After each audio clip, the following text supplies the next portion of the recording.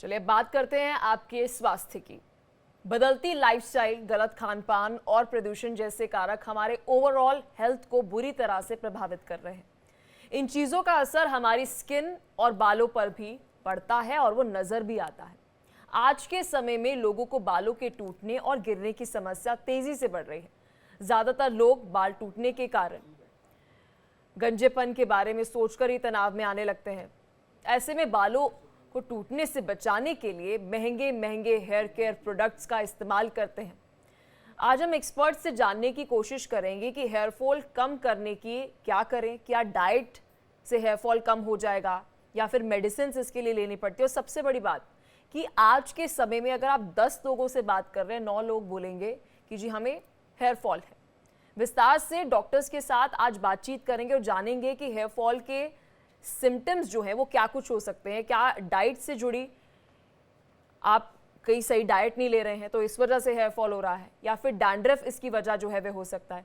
चलिए हमारे साथ डॉक्टर्स पूरा पैनल जो है वो जुड़ चुका है। परिचय आपको करा दे, डॉक्टर निखिल मेहता हमारे साथ डर्मेटोलॉजिस्ट हैं जीटीबी हॉस्पिटल के, डॉक्टर मनीष जांगरा हमारे साथ कंसल्टेंट डर्मेटोलॉजिस्ट है। बहुत शुक्रिया आप दोनों का अपना कीमती समय देने के लिए। डॉक्टर निखिल, शुरुआत में आपसे करूंगे, बहुत सिंपल क्वेश्चन रहेगा।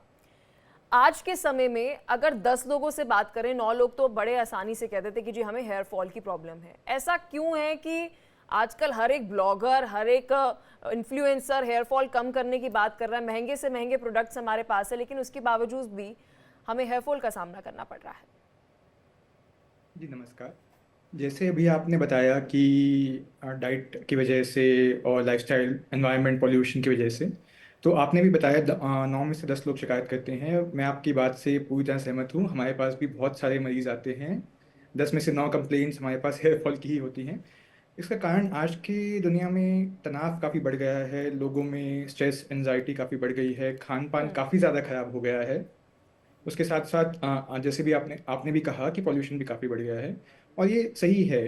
ये इनकी मार्केट भी काफ़ी बड़ी है इनके निवारण के लिए, इनके प्रोडक्ट्स के लिए जो इसकी क्लेम करते हैं कि इसको ठीक करते हैं।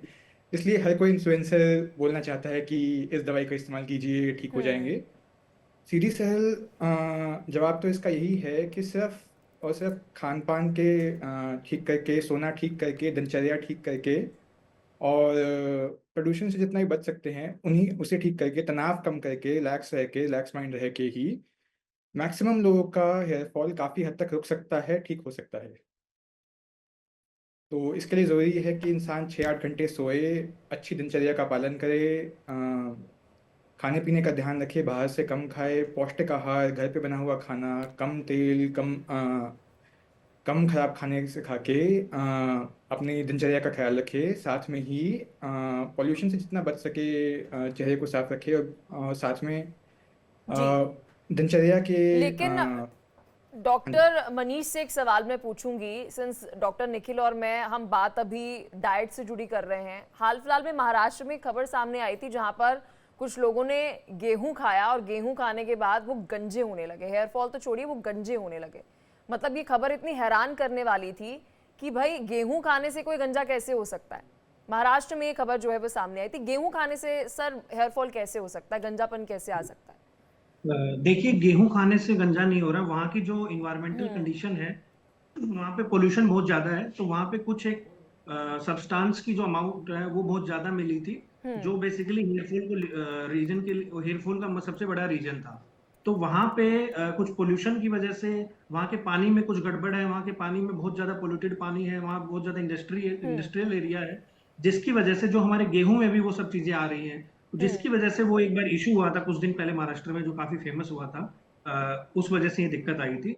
और अभी आपने देखा होगा संगरूर में भी कुछ कैंप लगा था, फ्री कैंप, उसमें भी लोगों ने अपने बालों में वो लगाया था, जो कैंप में कुछ तेल लगाया था, जिसकी वजह से उनकी आंखों की रोशनी भी गई है। तो हमें थोड़ा सा इन सब चीजों का ध्यान रखना चाहिए। तो मनीष, आपसे मेरा एक ये सवाल रहेगा कि डाइट में क्या कुछ इंक्लूड करें कि हेयर फॉल जो है वो ना हो? देखिए, hair fall mostly multiple reason, जैसे डॉक्टर निखिल ने बताया, न्यूट्रिशनल डेफिशिएंसी सबसे बड़ा रीजन रहता है। विटामिन B12 की डेफिशिएंसी, फोलिक एसिड की डेफिशिएंसी, आयरन की डेफिशिएंसी और विटामिन D3 की डेफिशिएंसी, ये ज्यादा मेजर फैक्टर रहते हैं हेयर फॉल के। तो इसमें बेसिकली हम विटामिन B12 रिच डाइट हम ले सकते हैं और आयरन अपनी डाइट में ज़्यादा इंक्रीज कर सकते हैं, जैसे पालक हो गई, गाजर हो गई, ये सब चीज़ें अपनी डाइट में इंक्रीज कर सकते हैं। और विटामिन D3 ऑलरेडी हमारे इंडियंस में बहुत कम रहता है, तो वो ऑलरेडी हमें वैसे ही ले लेना चाहिए। उसके 6 शॉट्स आते हैं, 6 वीक्स में हम ले सकते हैं। और बाकी मल्टीपल और रीजन भी रहते हैं हेयर फॉल के, जैसे हार्मोनल इम्बैलेंस भी एक रीजन रहता है। थायराइड अगर है आपको तो उसमें भी उसमें भी हेयर लॉस मिल सकता है। प्रेगनेंसी के टाइम भी हेयर लॉस होता है। और बहुत सारे इन्वायरमेंटल फैक्टर होते हैं। ऑटो इम्यून डिसऑर्डर्स भी होते हैं जिसमें हेयर फॉल होता है, जैसे एलोपेशिया एरियाटा होता है। और कुछ पेशेंट्स अगर कीमोथेरेपी पे होते हैं, रेडियोथेरेपी पे होते हैं, उनमें भी हेयर फॉल हो सकता है। और कुछ पेशेंट जो मेडिसिन पे चल रहे हैं, लॉन्ग क्रोनिक मेडिकेशन जिनकी चल रही है, जैसे कैंसर की मेडिकेशन चल रही है, एपिलेप्सी की मेडिकेशन चल रही है, तो इन केस में भी हेयर फॉल हो सकता है। तो हमें सबसे पहले रूट कॉज को आइडेंटिफाई करना है। जब रूट कॉज आइडेंटिफाई हो जाता है तो हमें उस पर वर्क करना है। और न्यूट्रिशंस की अगर डेफिशिएंसी है तो वो हम सप्लीमेंट्स के तौर पे डाइट में ले सकते हैं। डॉक्टर निखिल, क्या यहाँ पर डाइट का ही फैक्टर है? क्योंकि कुछ लोग ये भी कहते हैं कि डैंड्रफ की वजह से हेयर फॉल की समस्या जो है वह हो रही है। तो जब डैंड्रफ की वजह से आपको हेयर फॉल हो रहा है तो क्या उस वक्त आपको अलग अलग तरीके के जो शैम्पूज हैं मेडिकेटेड, उसका इस्तेमाल करना चाहिए, लोशंस का इस्तेमाल करना चाहिए, या फिर वहाँ पर भी डाइटरी बदलाव होते हैं? जी जैसे डॉक्टर मनीष ने बताया कि हाँ, डाइट का वैसे हेयर फॉल में तो काफ़ी रोल है। विटामिन और सप्लीमेंट्स ने बताए, साथ में प्रोटीन भी हमें बहुत खाना चाहिए। भारतीयों की प्रोटीन में काफ़ी कमी होती है खाने में, तो फिर इसलिए भी हम अच्छे खाने से दाल वगैरह से, पनीर वगैरह से, दूध, इन सब से पनीर सप्लीमेंट, प्रोटीन सप्लीमेंट कर सकते हैं। रही बात डैंड्रफ की, तो डैंड्रफ की वजह से खुद तो हेयर फॉल नहीं होता। डैंड्रफ अपने आप ही एक बड़ी समस्या है। और हाँ, शैम्पू डैंड्रफ में जो पपड़ी निकलती है और खुजली में, लालीपन में, उसमें तो मदद करते हैं। लेकिन एंटी हेयर फॉल शैम्पू नामक कोई अच्छी बढ़िया चीज़ नहीं होती है। शैम्पू आपका हेयर फॉल नहीं रोकते हैं। डैंड्रफ का इलाज आपका हेयर फॉल कम नहीं करता है। डैंड्रफ की वजह से आप हेयर फॉल को ज़्यादा नोटिस कर सकते हैं, उसको ज़्यादा ऑब्जर्व कर सकते हैं। लेकिन डैंड्रफ के खुद की वजह से इतना हेयर फॉल नहीं होता है।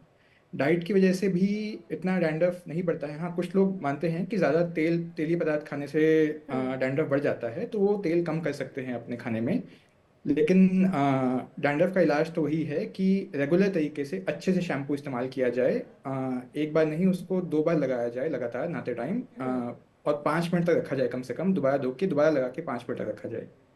रेगुलर शैम्पू लगाने से ही डैंड्रफ का अच्छा इलाज हो सकता है। डाइट से इसमें ज़्यादा फर्क नहीं पड़ेगा, और साथ में डैंड्रफ कंट्रोल से हेयर फॉल में ज़्यादा फर्क नहीं पड़ेगा। डॉक्टर मनीष, हमारी दादी नानी जो है वो कहती थी कि बालों में तेल लगाइए, जितना आप तेल लगाएंगे उतना बेहतर है। लेकिन आजकल के डर्मेटोलॉजिस्ट तो कहते हैं कि भाई तेल लगाइए ही मत, तेल लगाने से तो आपके बाल और ज़्यादा झड़ेंगे, गंजापन और ज़्यादा आएगा। अब ये कौन सी थ्योरी है?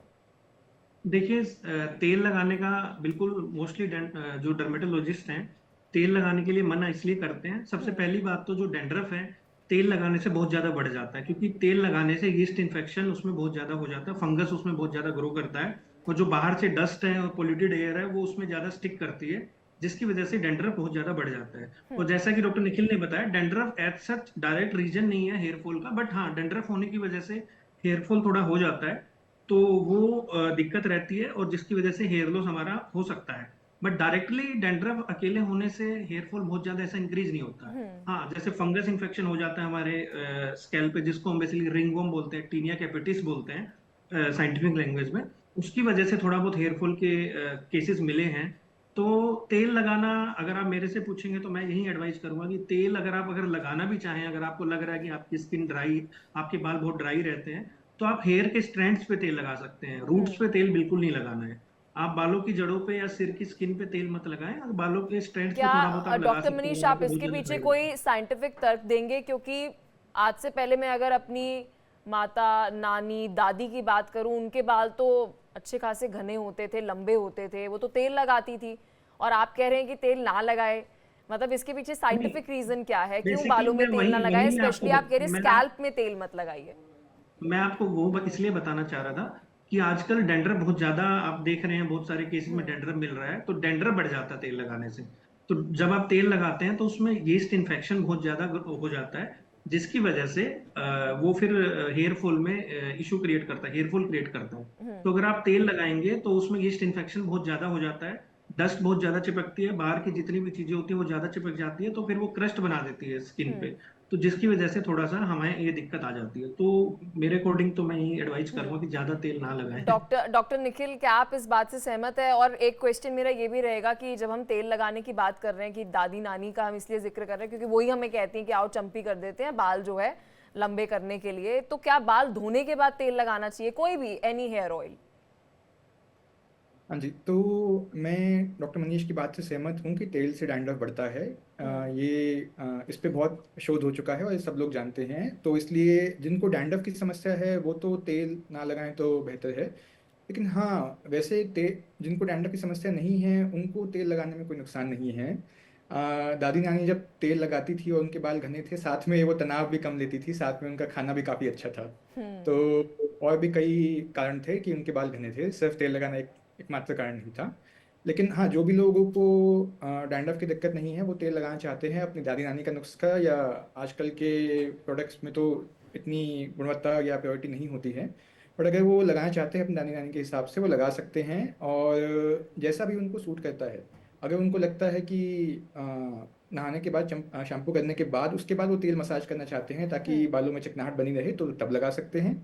और अगर वो चाहते हैं नहाने से पहले कि थोड़ी गंदगी निकल जाए, बेहतर निकल जाए, शैम्पू बेहतर असर करे, तो वो तब भी लगा सकते हैं।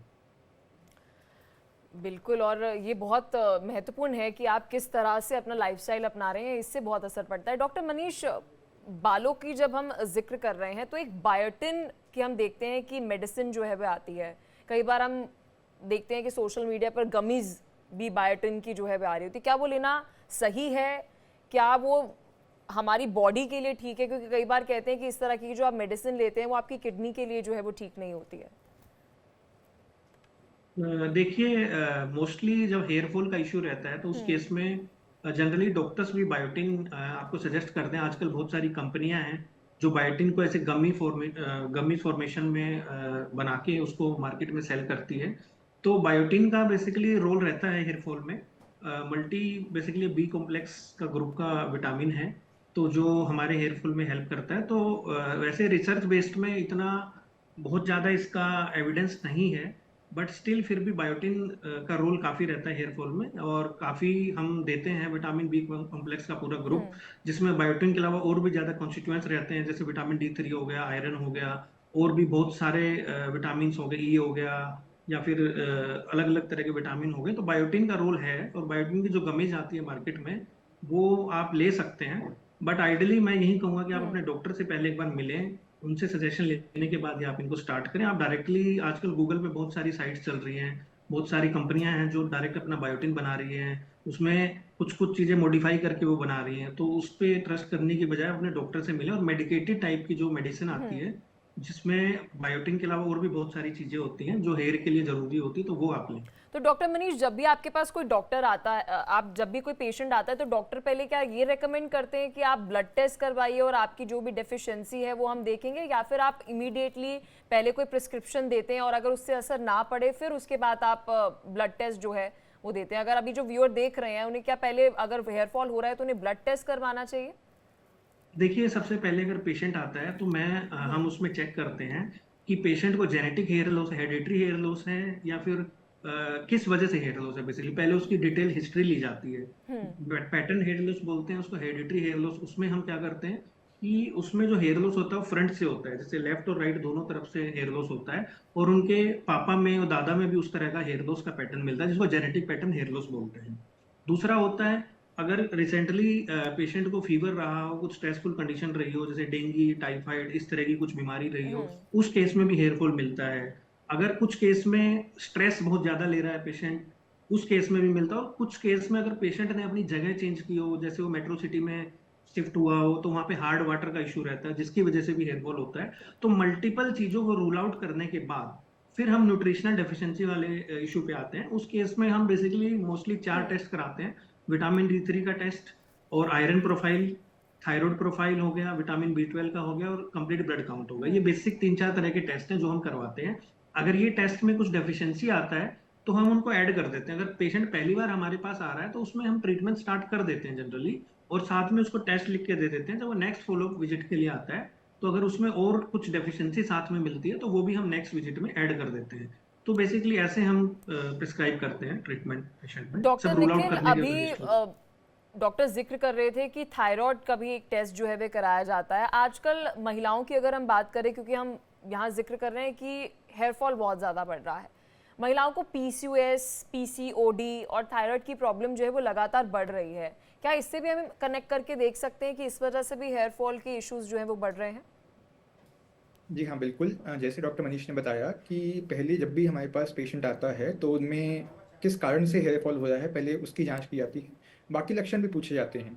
जैसे उन्होंने सारे कारण बताए कि टेंशन हो या पैटर्न हेयर बॉल्डनेस हो जो इधर से जाता है, आगे से और बीच में से जाता है। साथ में उन्होंने थायराइड कंडीशन के बारे में बताया, उसमें और भी लक्षण होते हैं बीमारियों में। और पीसीओएस भी एक हेयर फॉल का कारण है, उसमें भी हेयर फॉल होता है। साथ में पीसीओएस की बीमारी में और भी लक्षण होते हैं। उसमें पीरियड्स टाइम पे नहीं आते हैं, पिंपल्स की दिक्कत होती है। साथ में पीसीओएस में जब हेयर फॉल होता है तो सेंट्रल पार्टीशन वाइडनिंग, मतलब बीच में से बाल ज़्यादा झड़ते हैं, कम हो जाते हैं, डेंसिटी भी कम हो जाती है। तो वेट के भी इश्यूज होते हैं। तो इन सब का भी पहला सॉल्यूशन यही होता है कि सबसे पहले तो अगर ये लक्षण हैं तो उनकी जांच करवा के, ब्लड टेस्ट करवा के, जैसे थायराइड का एक टेस्ट हो गया जो डॉक्टर मनीष ने बताया, साथ में विटामिन का, साथ में पीसीओएस की हार्मोनल जांच भी होती है या अल्ट्रासाउंड जांच होती है। उसको करवा के कंफर्म करके उन केसेस में भी अगर हो सकता है तो पहले दवाई पे नहीं जाते हैं, पहले लाइफस्टाइल चेंज ही बोलते हैं कि दिनचर्या सुधारने के लिए, खान पान में परहेज करने के लिए, वेट लॉस करने के लिए, वज़न कम करने के लिए, और सोने के लिए, नियमित व्यायाम करने के लिए, एक्सरसाइज करने के लिए, मेडिटेशन, योगा, ये सब करके 3 से 6 महीने में इससे ठीक ना हुए इंसान तो ही जाके दवाई शुरू की जाती है। हाँ, थायराइड का इशू तो उसकी तो दवाई ही चलती है। तो थायराइड का इशू इन सब चीज़ों से ठीक नहीं हो सकता। अगर थायराइड का इशू आता है तो पहले ही दवाई शुरू की जाती है। तो अगर आप थायराइड अगर अपना मेंटेन कर लेते हैं, उसे ठीक कर लेते हैं, तो मतलब हेयर फॉल भी आपका ठीक होने लगता है? जी डॉक्टर निखिल। देखिए, बाकी सब में तो हेयर फॉल भी ठीक हो जाता है। तनाव के केसेस में, पीसीओएस के केसेस में भी अगर खुद पीसीओएस के लक्षण भी कंट्रोल हो रहे हैं, महीने टाइम पे आने लग गए हैं, वजन कम हो गया है, तो हाँ, हेयर फॉल भी कंट्रोल होता है। थायराइड के केस में दवाई चलती ही है, उसकी तो ऑलमोस्ट सभी केसेस में ज़िंदगी भर दवाई चलानी पड़ती है। तो उसके लिए दवाई खानी पड़ती है। लेकिन थायराइड की बीमारी वाले मरीज में सिर्फ हेयर फॉल नहीं होता है, आमतौर पे बाकी लक्षण भी होते हैं। तो गर्मी ज़्यादा लगना, आवाज़ में चेंज आना, थोड़ा वज़न बढ़ना, ये सभी लक्षण होते हैं। ये सब पूछ के हम वैसे ही टेस्ट करवाते हैं उसके हिसाब से। लेकिन जैसे आपने बताया, महिलाओं में ही ये दिक्कत ज़्यादा होती है थायराइड की भी, और पीसीओएस तो सिर्फ महिलाओं में ही हो सकता है। तो डॉक्टर मनीष, देखिए, being an anchor, showbiz business में हम देखते हैं कि हमें डेली अपने बालों में हीट जो है वो यूज़ करनी पड़ती है। हीट प्रोटेक्शन स्प्रे भी यूज़ करते हैं, लेकिन उसके बावजूद भी एंकर्स को, बॉलीवुड एक्ट्रेसेस को, जिसे भी अपनी हेयर स्टाइलिंग करनी पड़ती है, उसको हेयर फॉल की समस्या का सामना करना पड़ता है।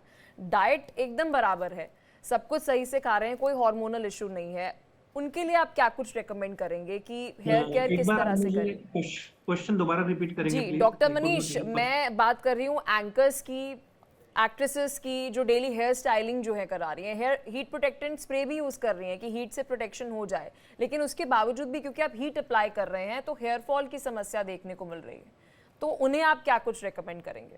देखिए, एक बात मैं सबसे पहले आपको बताना चाहूंगा, दिन के 100 बाल गिरना वेरी नॉर्मल। अगर आपके दिन में 100 बाल गिर रहे हैं वो नॉर्मल है, उसमें घबराने की कोई जरूरत नहीं। अगर 100 से कम बाल आपके गिर रहे हैं, अगर 100 से ज्यादा बाल गिर रहे हैं तब ज्यादा इशू है।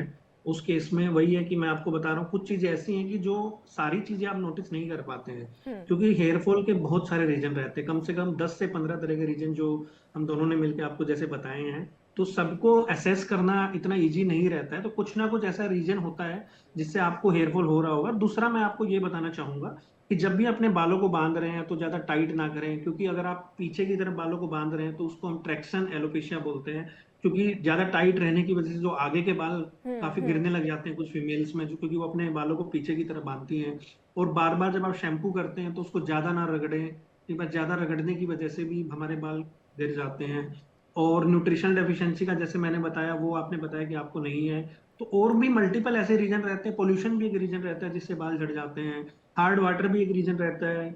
जिससे आपके बाल झड़ सकते हैं। आप अपने घर पे पानी यूज कर रहे हैं, वो हार्ड अब वाटर डॉक्टर है। मनीष, आपकी तो बात से जोड़ के एक सवाल मैं पूछना चाहूंगी, क्योंकि हमने शुरुआत हम्म, जब चर्चा की थी तब भी हम अपने ट्रेडिशन के बारे में बात कर रहे थे। तो ट्रेडिशनली तो हमें ये बात कही जाती थी कि आप चोटी जो है वह बांधिए, बालों को टाइट अगर रखेंगे तो बाल लंबे होंगे, गिरेंगे नहीं, और आप कह रहे हैं यहाँ पे बालों को बांधे नहीं। नहीं नहीं नहीं, तो मैं हम बांधने अब की तक बात से सब मना कुछ नहीं कर रहा एकदम हूँ। गलत कर रहे थे मैं अब तक। मैं बांधने की बात से मना नहीं कर रहा हूँ। मैं कह रहा हूँ जब आप अपने बालों को आगे से ऐसे टाइट हम्म। करके पीछे की तरह बांधते हैं, तो आगे के जो बाल है वो ट्रैक्शन में रहते हैं हमेशा। तो उन पे प्रेशर रहता है, वो ट्रैक्शन में रहते हैं, तो इसलिए वो बाल आगे के काफी ज्यादा भी झड़ ठीक है। जाते हैं। तो ट्रैक्शन एलोपेशिया हम इसको बोलते हैं हमारी लैंग्वेज में। तो बालों को बहुत ज्यादा अगर हम खींच के पीछे की तरह बांधते हैं, तो हम्म। उस वजह से आगे के बाल भी झड़ते हैं। कई पेशेंट्स हमारे पास ऐसे आते हैं जो कंप्लेन करते हैं कि मेरे बाल आगे से ज्यादा झड़ रहे हैं। तो हम्म। उनमें ये रीजन काफी हद तक रहता है। डॉक्टर निखिल, यहाँ पर हमने फीमेल्स के बारे में बात करी, ओवरऑल भी हमने बात करी, आपको अपनी हेल्थ को ठीक रखना है, लेकिन यहाँ पर मेल्स की भी हम देखते हैं कि गंजेपन की समस्या जो है मेल्स में बहुत ज़्यादा बढ़ रही है आज के समय में। Stress can be a factor, but क्या मेल बाल्डनेस का भी कोई एक रीज़न जो है वह रहता है, कारण रहता है?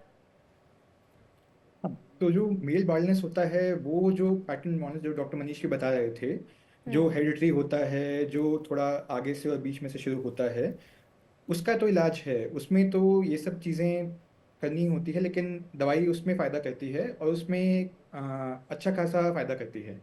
तो पैटर्न बॉल्डनेस भी आजकल काफ़ी बढ़ गया है। सब हमारे पास यही समस्या लेके आते हैं कि अगर मेरे पिताजी को भी नहीं था या हम्म। उनको 40 की उम्र में शुरू हुआ तो मुझे 30 की उम्र में क्यों हुआ है, या काफ़ी लोगों को तो 20 की उम्र में ही शुरू हो गया है। तो हाँ, उसका तो काफ़ी बढ़िया इलाज है हमारे पास, और उसमें कई बार लाइफस्टाइल फैक्टर्स ठीक होने के बाद भी और दवाई करनी पड़ती है। तो हाँ, जो मिनॉक्सिडिल दवाई है और फाइनेस्टाइड जो दवाई है लगाने वाली और खाने वाली, तो उससे काफ़ी हद तक आपकी हेयर लाइन रिस्टोर हो सकती है, यानी कि जो आपके बाल पीछे गए हैं वो भी आ सकते हैं, वापस डेंस हो सकते हैं। हम्म। तो ये तो होता ही है आमतौर पे कि उम्र के साथ आपके बाल कम घने होते हैं और साथ में आपकी हेयरलाइन भी पीछे आती है। ये हर किसी के साथ होता है, लेकिन ये काफ़ी जल्दी उम्र में शुरू हो गया और काफ़ी ज़्यादा हो गया तो हाँ, आप वो लोशन भी शुरू कर सकते हैं या खाने वाली दवाई भी शुरू कर सकते हैं। और अगर उन सब से भी आपका रुकाव नहीं हो रहा है तो हेयर ट्रांसप्लांट भी एक अच्छा ऑप्शन होता है। वो भी काफ़ी हद तक कई साल तक मेंटेन कर लेता है, कवरेज दे देता है अच्छा खासा। उसी में आपके ही बाल जल्दी पीछे से निकाल के आगे लगा दिए जाते हैं डेंसिटी कवर करने के लिए। उस जो आ, आदमियों में जो गंजापन होता है उसमें अच्छी बात ये होती है कि साइड के और पीछे के बाल नहीं जाते हम्म। हैं, हम्म। मोस्टली यहीं आ जाते हैं, तो वो बच जाते हैं, तो वो निकाल के आगे लगा सकते हैं हेयर ट्रांसफर।